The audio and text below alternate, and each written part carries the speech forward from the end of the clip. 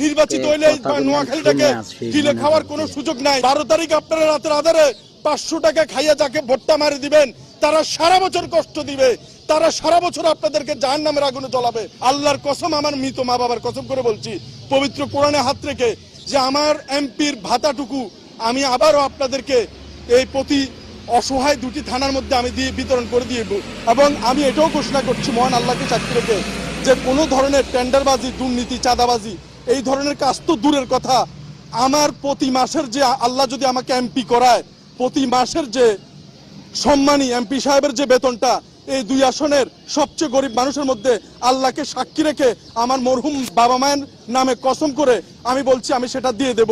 একটি মাসের এমপির বেতন কিংবা ভাতা আমি আমার বাসায় নেব না। আমি আমার ঘর এখনো করিনি।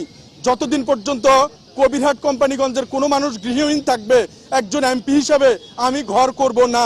এবং বাংলাদেশের স্বাধীনতার পর থেকে এখনো পর্যন্ত রাস্তার পচা গলা বেওয়ারিশ মানুষদের একটি বেওয়ারিশ হাসপাতাল, মেডিকেল কলেজ কিংবা স্থাপনা কিছুই হয়নি। সরকার কিংবা বেসরকারিভাবে কেউ এগিয়ে আসেনি। সব তেলের মাথায় শুধু তেল দিতে আসে, কোনো গ্রুপ অফ কোম্পানিও এগিয়ে আসে নাই। এই নোয়াখালীতে কথা দিয়ে যাচ্ছি, সংসদ থেকে পদত্যাগ করে চলে আসব, আর না হলে এই বাংলার মাটিতে বেওয়ারিশদের জন্য, সারা বাংলাদেশের বেওয়ারিশ মানুষদের জন্য একটি বেওয়ারিশ মেডিকেল কলেজ স্থাপন করে ছাড়বো ইনশাআল্লাহ। আপনারা শুধু একটু দোয়া করুন, পাশে থাকুন। আওয়ামী লীগ, জামাত, বিএনপি, জাসদ, বাসদ, এনসিপি সবাই আমার ভাই, সবাইকে আমি ভালোবাসি, কারোর সাথে আমার দ্বিমত নাই, প্রত্যেকের জন্য দোয়া করি। কিন্তু আওয়ামী লীগ, বিএনপি, জাসদ, এনসিপি কেউ যদি এই একটা আসন নাও পায়, ওনাদের কিচ্ছু আসে যায় না, তারা সংস্কার গঠন করতে পারবে।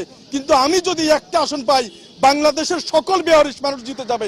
বাংলাদেশের সকল রিক্সাওয়ালা, ভ্যানগাড়িওয়ালা, ঠেলাগাড়িওয়ালা তাদের একজন প্রতিনিধি, সকল প্রবাসী ভাই আপনাদের মনের কথা বলার জন্য একটা মানুষ অন্তত এই মহান সংসদে দাঁড়িয়ে কথা বলতে পারবে। এবং আমি কথা দিয়ে যাচ্ছি, আমার কোনো অন্যায় আচরণের জন্য আমার বাবা মা সহ আমাকে নিয়ে আপনারা গালি দিতে পারবেন, কিন্তু কোনো সংসদ সদস্য তো দূরের কথা, এমপিতে দাঁড়াইছে এরকম হ্যাবিয়ট কোনো প্রার্থীর নামে যদি এখন নির্বাচনের আগে আপনি একটা কথা বলেন, আপনার মুখ ভোতা করে দেওয়ার মতো অনেক লোক আশপাশে ঘুরতেছে। তাই আমি জীবন দিতে আসছি। এই শওকত মাত্র 1000 ভোট পেলেই যথেষ্ট, আর দরকার নাই। ভাববো আমাকে মানুষ ভালোবাসে, আমার এত ভোটের দরকার নেই। যদি 1000 ভোটও দেন আমি খুশি মনে চলে যাব। আর যদি আমাকে জয়যুক্ত আপনারা করেন, আমি আমার সর্বোচ্চ দিয়ে মহান আল্লাহকে সাক্ষী রেখে জেলা প্রশাসনের দরজায় দাঁড়িয়ে বলছি, একজন ভিক্ষুক এই জেলা প্রশাসনের ভিতরে সরাসরি কথা বলতে পারবে, একজন রিক্সাওয়ালা, একজন ঠেলাগাড়িওয়ালা এই প্রশাসনের সরাসরি ঢুকতে পারবে। এখানে ভয় কেউ আসতে চায় না। আমি আমার জীবন দিয়ে হলেও আমি ওয়াদাবদ্ধ